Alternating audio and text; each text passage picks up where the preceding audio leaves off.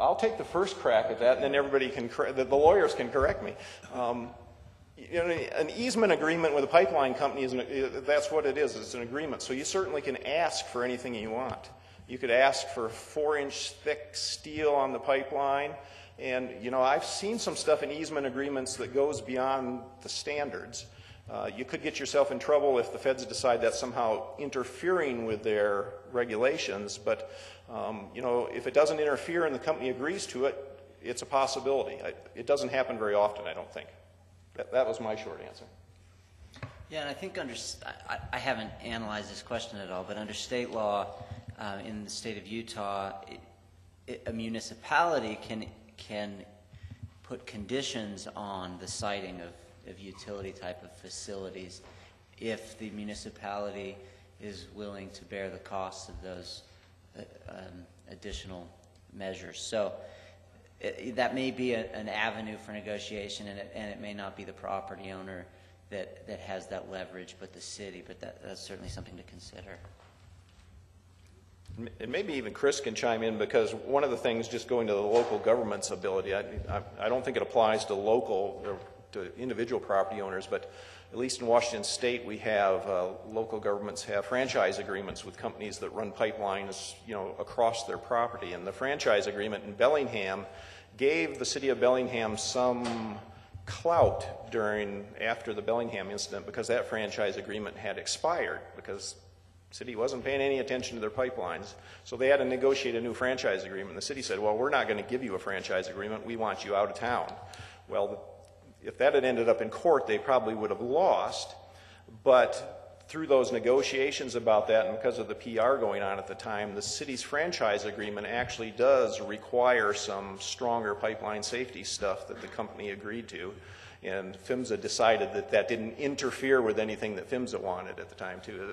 Am I recalling that anywhere close to correctly? That's happened on a few events.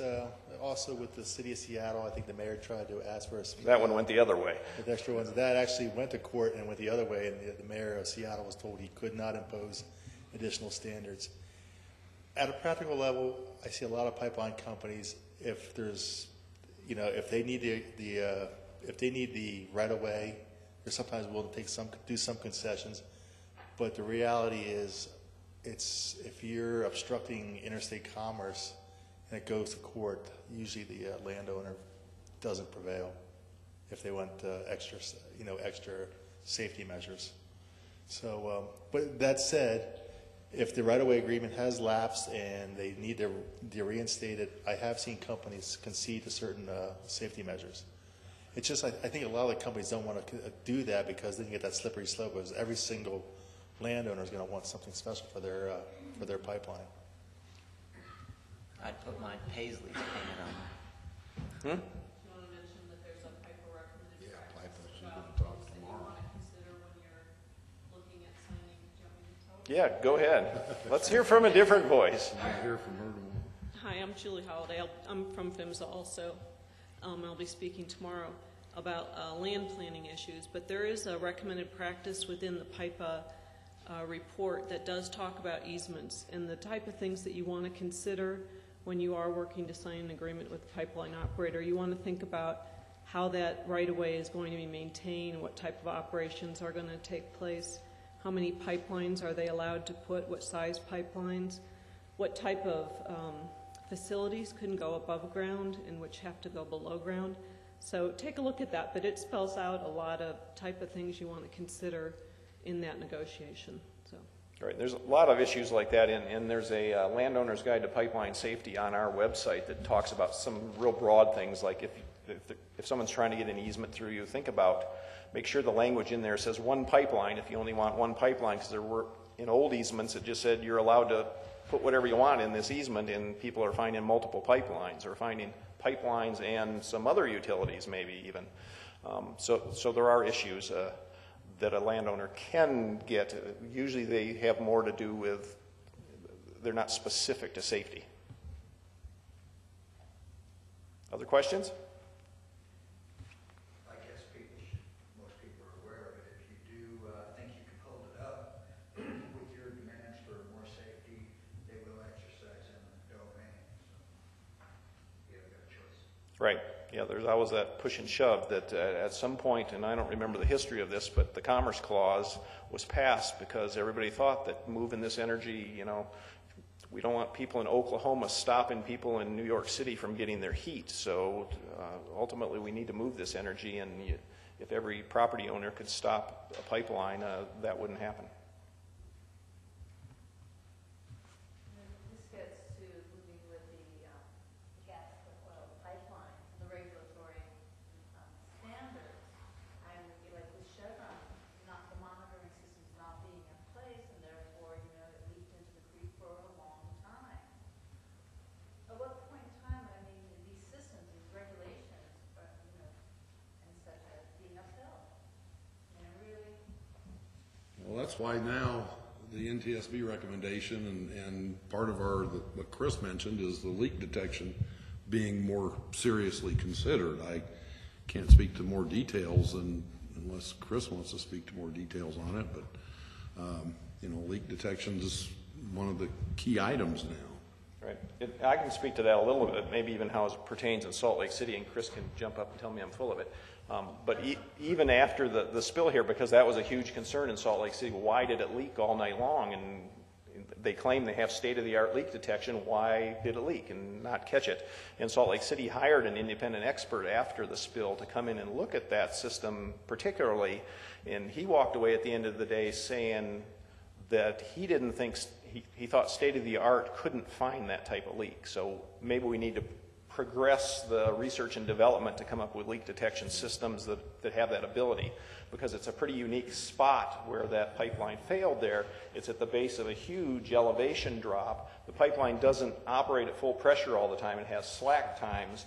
So to set up a computerized monitoring system that can find a small dime-sized leak like that, even though it was a huge amount of gallons, leak detection just isn't there yet.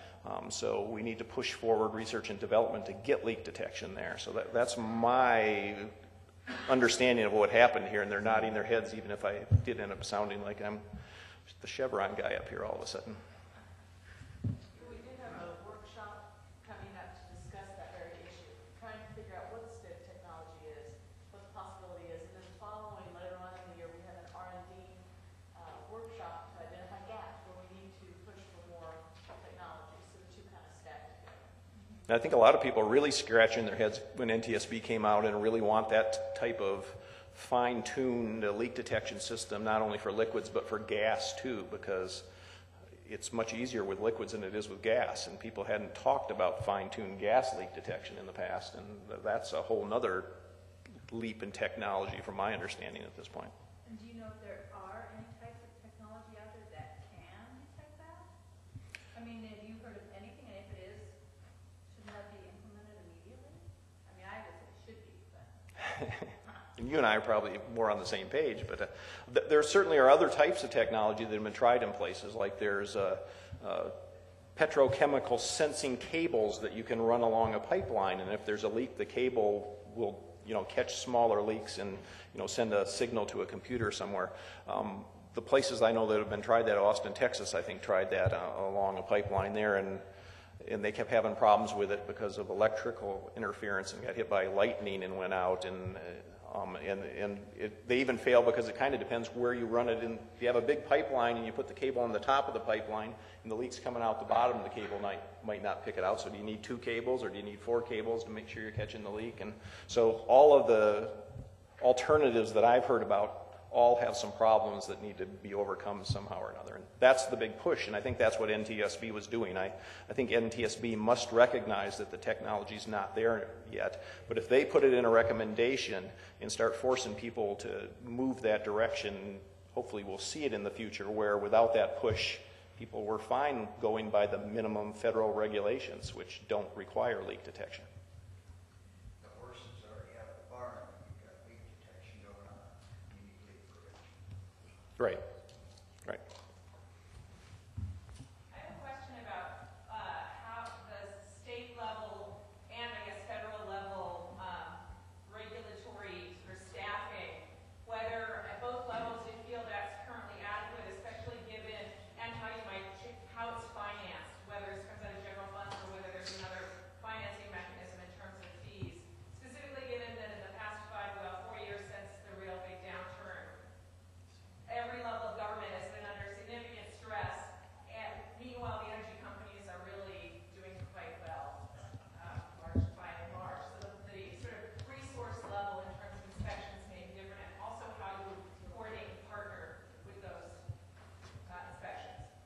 Okay, well, to answer one of the questions, I know I'm doing public awareness, performance effectiveness evaluations or program effectiveness evaluations, and I coordinate with the state of Utah when I do those, invite them and everything.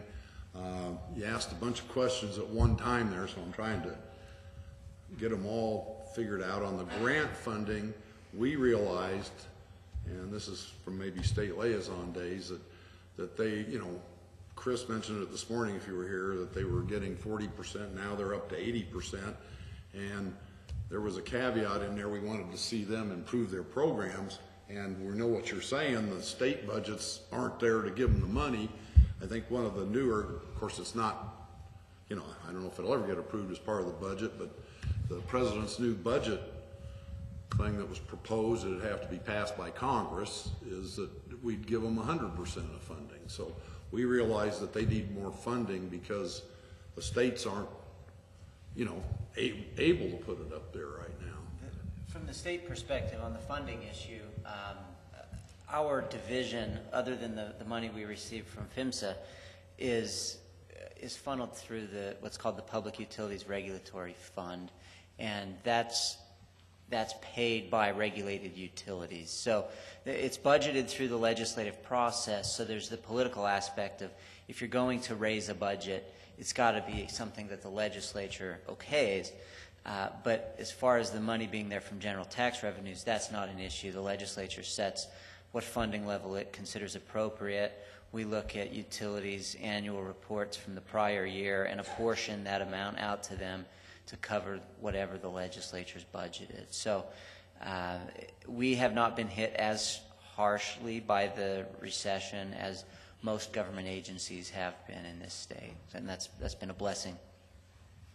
I think kind of the public view of that question, and we struggled with this after our disaster in Bellingham, was we looked at the federal government. I think we heard this morning, you know, for the 2.5 million miles of pipe, ultimately actually the states probably inspect the majority of that, but even for the amount of pipe there is in the country, there's only 110 inspectors on the federal level. That's why they've just asked to double that number, and whether they'll get the funding for that is hard to guess. My guess would be they're not going to.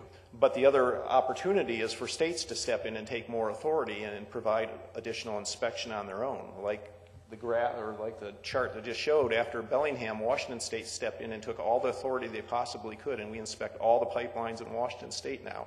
So that provided another layer of inspectors on those pipelines, which helps free up some of the PHMSA people to go spend. So to some degree, Washington State's subsidizing other western states because we've freed up some of the PHMSA inspectors to go do other inspections.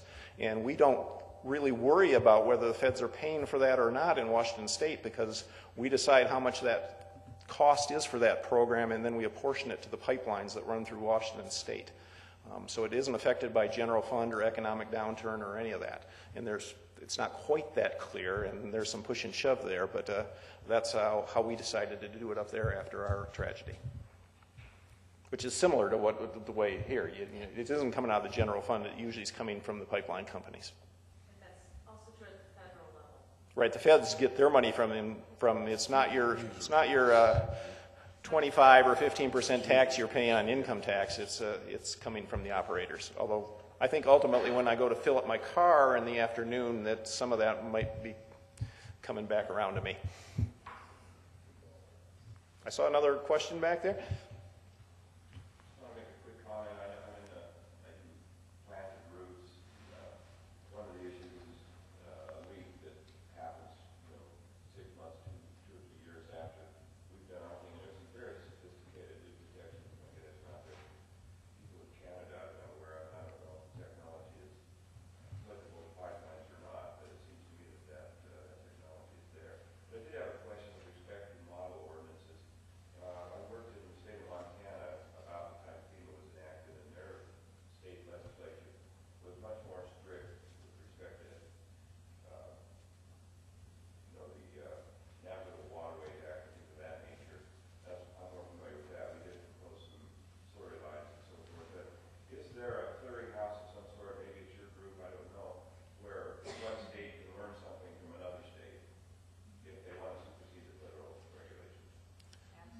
NAPSR, yeah. It's National Association of Pipeline Safety Representatives.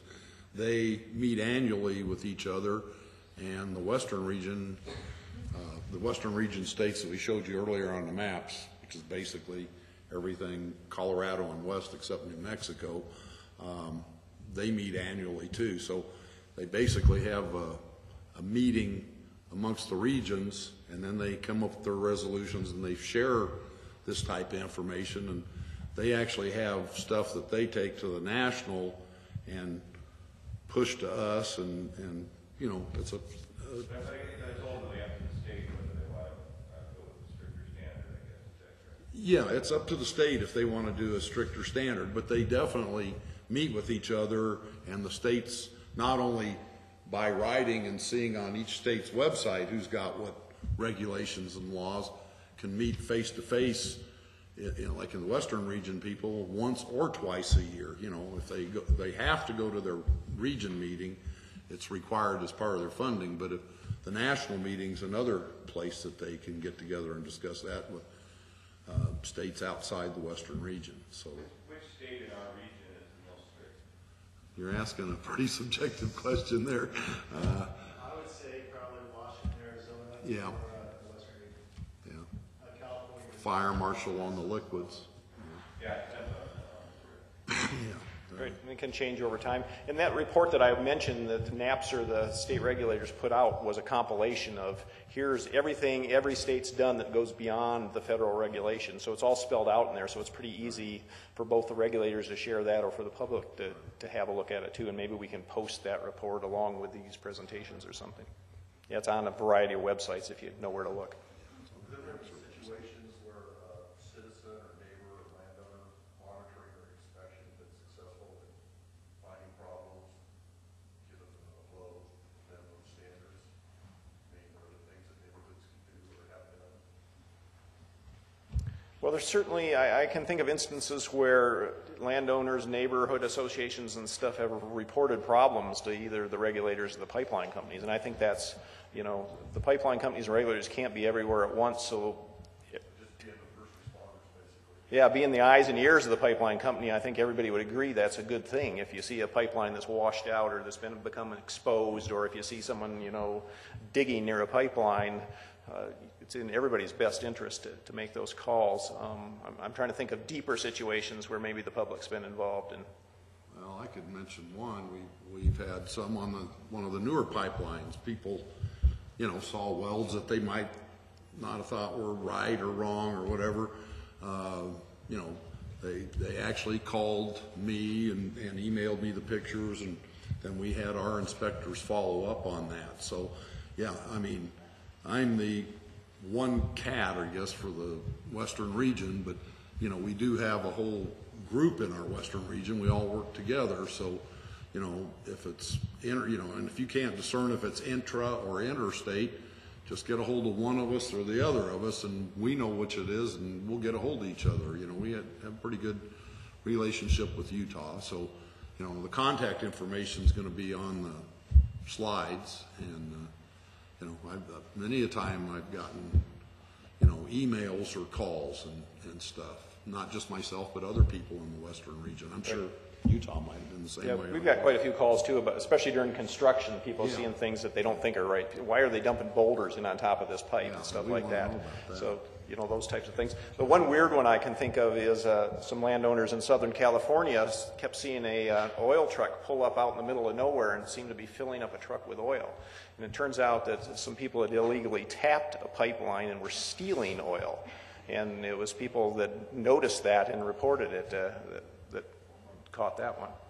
And I can't imagine somebody being so bold to try to tap a live pipeline, but I think we're going to, last question here. With regard to interstate flows, are there valves right at like the state lines, or how is that No, it's, from state to state? if a pipeline crosses state boundaries, it's interstate.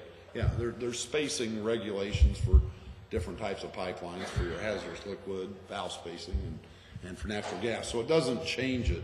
No, we don't have, you know, valves right at the state lines or anything.